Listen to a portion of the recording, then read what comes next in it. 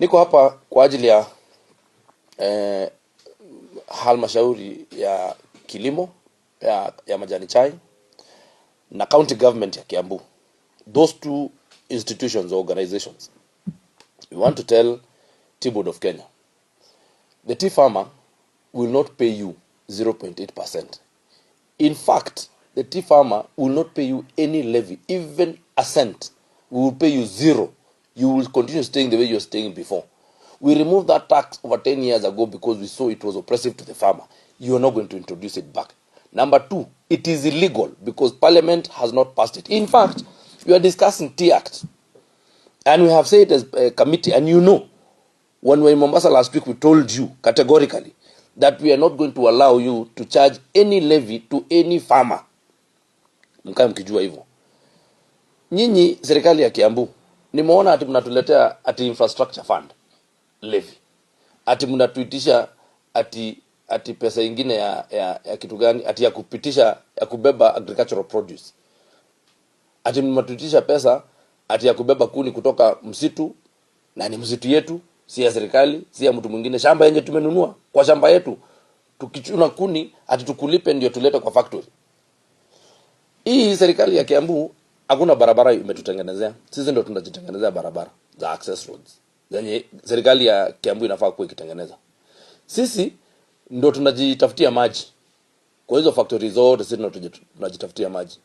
Ati sasa tena ati hata lori ya kuendea majani chai kwa mkulima ati pia tuwalipe. Mnatupatia over 7 levies hapa Kiambu. Mimi nataka kuambia wewe governor na serikali yako, hiyo sasa hapo ndo sasa umeingia mahali haiwezekani. Sisi kama wakulima wa majani chai hatutakulipa hata shilingi moja. Na hao watu wako tukiwaona hapo wakikuja kwa factory zetu, mtaonana na sisi. Tutawaitia wakulima mkuje muwaelezee hao wenyewe. Tutakuitia wakulima ukuje uambie unataka kupeleka wapi pesa yao.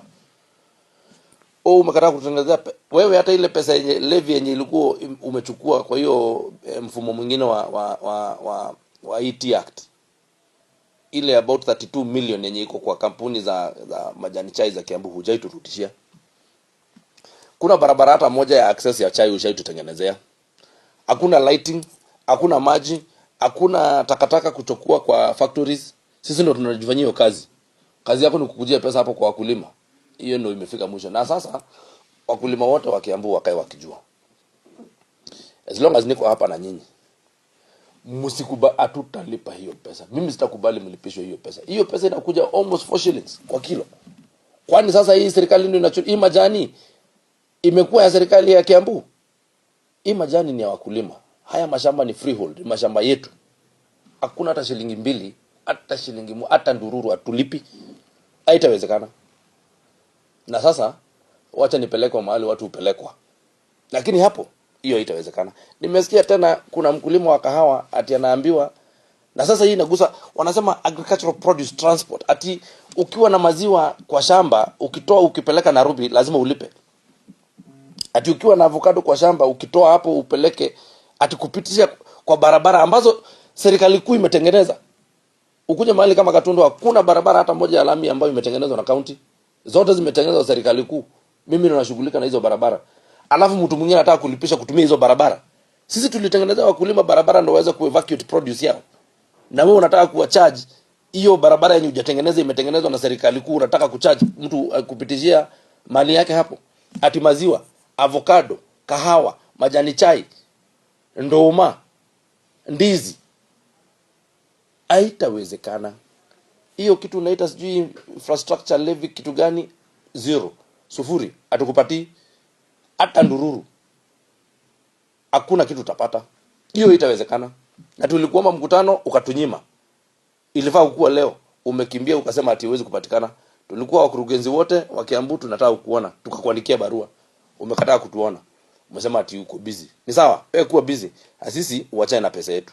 Tutaki usaidizi wako na usiguse pesa yetu.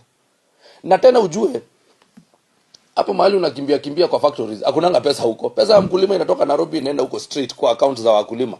Kuna mahali utapatana na hiyo pesa kwenda huko.